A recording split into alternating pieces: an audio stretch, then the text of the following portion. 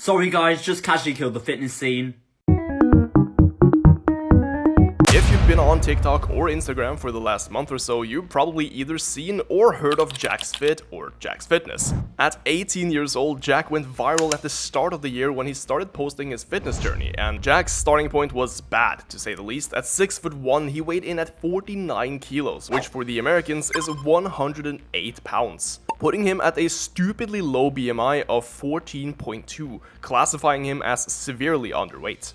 Now, being based in the UK, Jack started gaining recognition for his work, and because he started off so much skinnier than other people, many, including myself, really wanted to see him succeed. We wanted to see him put on more mass and to become healthy. And fairly early, he started picking up collabs with other UK-based fitness influencers like Joe Facer, which definitely played a role in Jack's growth on TikTok and Instagram. Now, Jack did receive a lot of hate at the time for having a supposed very slow rate of progress, although in my opinion, for somebody just starting out the way he did, he had a pretty decent rate of gym progress. He was gaining weight at a decent pace and his lifts were going up. He seemed like he was listening to the comments and taking on advice for lifting technique, food options, and just general advice for content, including how he should structure his training and who he should eventually collab with. And everything seemed to be going pretty well for him. He was getting tons of recognition in the community, and it was very nice to see somebody document their fitness journey from day one.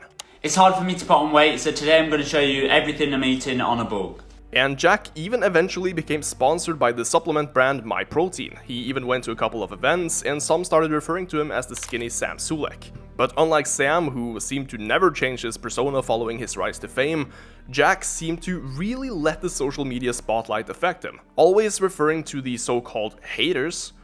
Right, it's getting pretty annoying now, you need to stop.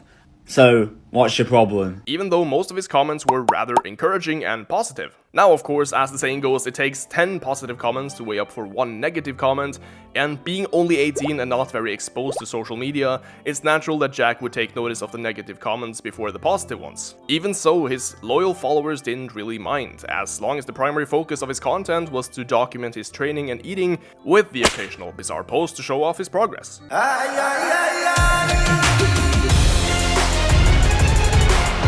Well, that was about to change. Jack, despite having only trained for just a few months, started giving lifting advice and exercise recommendation and technique advice. These are my top 3 chest exercises if you want to grow a bigger chest. Now, there isn't anything inherently wrong with that, but given that Jack hadn't exactly gotten the knowledge or experience to base any advice on, it wasn't really perceived positively by his audience. Comments like, "Stay humble," and "You've only been training for 3 weeks, what are you basing these advice on?" Now, I gotta say, his advice was never really straight out wrong, it just wasn't the best, but it was apparent that the negative comments started getting to him more and more. Now, Jack was always a very awkward guy. You could always tell with his body language, especially doing stuff with other content creators, that he was never really comfortable with the stuff that he was doing, but that's honestly not really a bad thing. It just means he put himself out of the comfort zone to provide the best content he could. Unfortunately, that also meant that he showed up in very awkward situations, or what many would refer to as cringe. And over time, it seemed like Jack's progress had really started to stagnate. He was posting more flexing than actual training and eating. And people started wondering what happened to his fitness journey. You're reading the title correctly.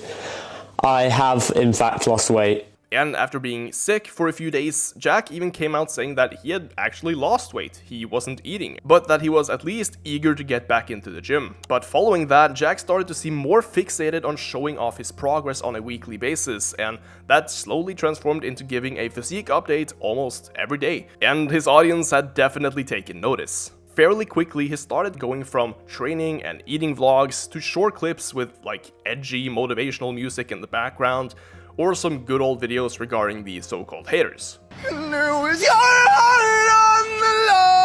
Which were now starting to become more prevalent in the comments, often pointing out Jack's less than stellar progress over the last few months. Now, in my opinion, any progress is good progress, but it started becoming apparent that Jack wasn't really trying as hard as he used to, given that he had all the resources in the world to succeed. And then this happened.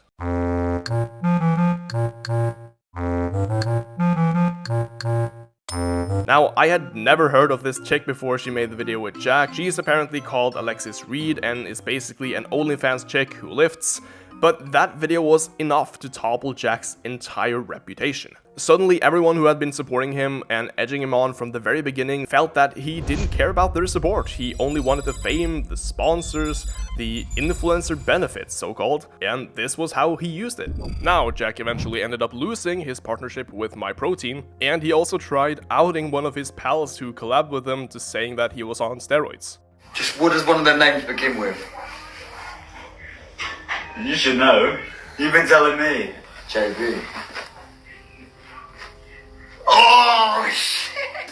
Instead of serving as a motivation to skinny guys looking to get into shape, he was now just a clout chaser on social media, seemingly doing anything for attention. He started trying to act out of his standard shy gym beginner persona, hanging out with guys like Ed Matthews and people who absolutely do not share the same audience as Jack. And after a couple more, bizarre events, Why are you fucking laughing?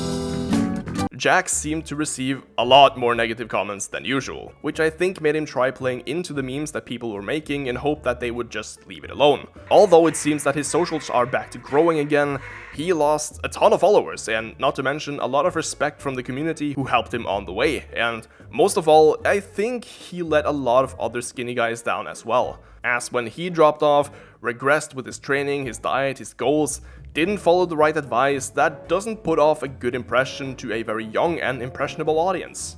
However, I don't think we've seen the last of Jack, as he's recently put his focus back onto training and lifting heavy, getting stronger, eating better. I know he occasionally trains with good lads like Nathaniel Messiah and Joe Fazer, but it seems that he's doing most of this on his own, trying to learn the basics from his own experience. But as a former skinny guy who luckily learned from others early how to train, now a coach who teaches others how to train and optimize their own results, what I want to see the most is for guys like Jack to reach their own goals, and if somebody like him can actually make serious gains and showcase it without blowing off the social media hype train and becoming an OnlyFans model, then I think that will send a signal of hope to new lifters who feel like they're doing everything wrong and maybe they don't believe in themselves. So Jack, you probably get a lot of offers, but drop the whole trying to be somebody else train.